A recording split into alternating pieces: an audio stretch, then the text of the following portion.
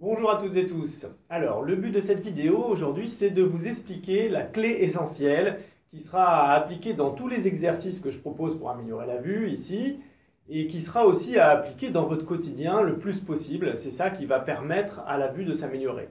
Alors, pour éviter de faire durer le suspense pendant toute la vidéo, je vous donne tout de suite la conclusion. Ce qu'on recherche, c'est une détente dynamique au niveau de l'œil. Alors, que j'explique un peu tout ça.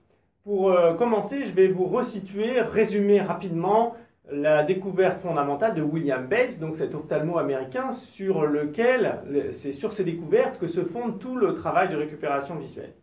Alors, lui, ce qu'il a découvert dans les années 1900-1920, c'est qu'en fait, l'accommodation, c'est-à-dire le fait de voir naître une image que l'on vise, que l'on cherche à voir, ce mécanisme-là, qui est inconscient, se fait en fait grâce non seulement aux muscles ciliaires du cristallin, parce que toute l'ophtalmologie classique est basée sur le fait que c'est le cristallin qui accommode, c'est-à-dire la déformation de sa courbure qui fait que la netteté ne se fait pas au même endroit. En fait, William Bates a découvert que l'ensemble des muscles moteurs de l'œil sont aussi accommodateurs. Alors en fait, l'œil, pour le déplacer en haut, en bas, à droite, à gauche, il est entouré de 4 muscles droits et en plus, il y a 2 muscles obliques. En fait, si les 4 muscles droits se contractent en même temps, l'œil se raccourcit. Et en se raccourcissant, ça favorise la vue de loin. Et si les 2 muscles obliques se contractent en même temps, l'œil s'allonge et en s'allongeant, ça favorise la vue de près. Donc vous voyez que rien qu'avec ces 2 cas extrêmes, ça vous permet de comprendre qu'en fait, si l'œil se bloque de manière chronique, s'il y a une contraction chronique en mode vue de près, eh ben on va devenir myope. Et s'il y a une contraction chronique en mode vue de loin, on devient hypermétrope ou presbyte. Donc du coup, tous les problèmes de vue sont liés à une contraction chronique qui a figé le globe oculaire dans une position et peut-être avec le temps a entraîné des détériorations tissulaires profondes. Mais dans tous les cas, on va pouvoir toujours récupérer de la vue par la détente de cette crispation profonde. C'est ça qu'on recherche dans tous les exercices. Alors, évidemment, comme je vous le disais, ces tensions-là sont inconscientes. Donc déjà, il va falloir prendre conscience des crispations au niveau de notre œil. Comment on fait ça? Tout simplement, ces crispations sont liées à toutes les tensions que vous avez sur le visage. Vous voyez, si vous commencez à froncer, à plisser les yeux, à crisper, vous voyez, vous faites un effort pour voir. C'est absolument pas ça qu'on recherche dans tous les exercices pour récupérer. Alors, je donne une image pour faire comprendre ça. Vous voyez, dans le corps, on a donc toujours un système de muscles fait pour faire un mouvement et un système antagoniste fait pour faire le mouvement inverse. Par exemple, au niveau du bras, pour comprendre facilement, mon biceps permet de plier le bras dans ce sens-là, mon triceps permet d'étendre le bras. Si mon biceps est très contracté et que je veux étendre mon bras, je peux faire un auto-bras de fer avec mon triceps pour étirer quand même mon bras. Et vous voyez, qu'est-ce qui se passe? Je me crispe, je tends, je crée énormément de tension. Ça, c'est ce qu'on fait inconsciemment quand on se force pour voir.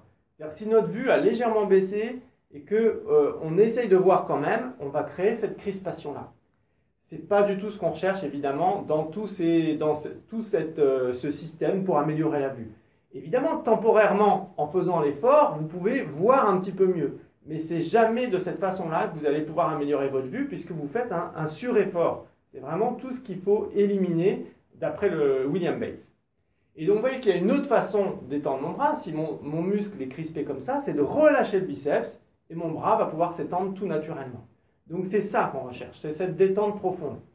Et en même temps, comme l'a dit Aldous Huxley, c'est une détente dynamique, c'est-à-dire qu'il s'agit de détendre en ayant l'œil ouvert, dynamique, et c'est ce qui fait qu'il va pouvoir faire la mise au point. Alors, les autres signes qui vont vous permettre de prendre conscience de cette crispation, c'est le regard qui devient fixe. William Bates a bien précisé que quelqu'un qui a une vue normale a un regard qui se déplace sans arrêt. Si vous commencez à fixer trop longtemps quelque part, c'est que vous êtes en train de crisper. Et ça peut se traduire aussi par un ralentissement du clignement des yeux. Si vous arrêtez de cligner des yeux pendant longtemps, vous fixez excessivement, vous êtes en train de fatiguer et de crisper l'œil. Donc tous ces petits signes vont vous faire prendre conscience que vous êtes en train de crisper. Ensuite, il y a d'autres signes corporels plus vastes. Les tensions au niveau des yeux sont liées aux tensions au niveau de la nuque, des trapèzes, des épaules, des mâchoires. Donc toute cette partie du corps, cette partie haute du corps, il va falloir la relâcher de plus en plus pour détendre l'œil en profondeur. Vous allez aussi pouvoir utiliser l'intention et imaginer par exemple votre œil, votre globe oculaire qui se relâche tout au fond de l'orbite et qui vient se déposer au fond. Donc c'est tout ça qu'on va chercher.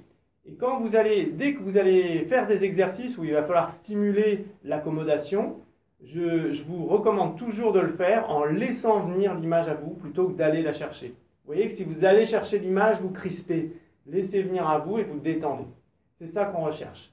Et laissez faire l'accommodation d'elle-même en relâchant tout le système de crispation pour n'avoir plus qu'un effort infime à faire pour accommoder. Donc si je résume les consignes essentielles pour pratiquer tous les exercices qui sont dans cette playlist, c'est toujours de garder une détente dynamique, donc de laisser venir les images à vous plutôt que d'aller les chercher, de continuer à cligner des yeux régulièrement.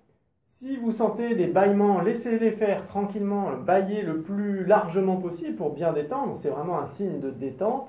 Et évidemment, tous ces exercices sont à réaliser sans lunettes et sans verre correcteur, sans lentilles non plus, puisque ce qu'on cherche, c'est rééduquer notre vision naturelle. Ce qui n'empêche pas que si vous avez pour l'instant des problèmes de vue qui vous handicapent trop, vous puissiez remettre vos lunettes dans votre quotidien. Mais pendant les exercices, en tout cas, c'est important de les enlever. Et puis même, je vous conseille, quand vous n'en avez pas besoin, de retirer vos verres pour laisser votre œil accommoder.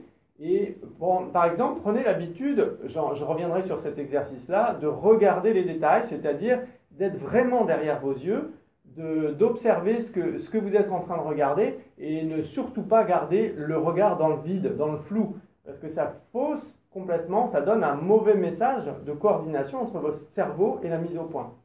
Hein, ce qu'il faut, c'est toujours l'intention de voir net ce qu'on est en train de viser, sans forcer, évidemment. Alors, je vous souhaite une bonne aventure de récupération visuelle et à la prochaine!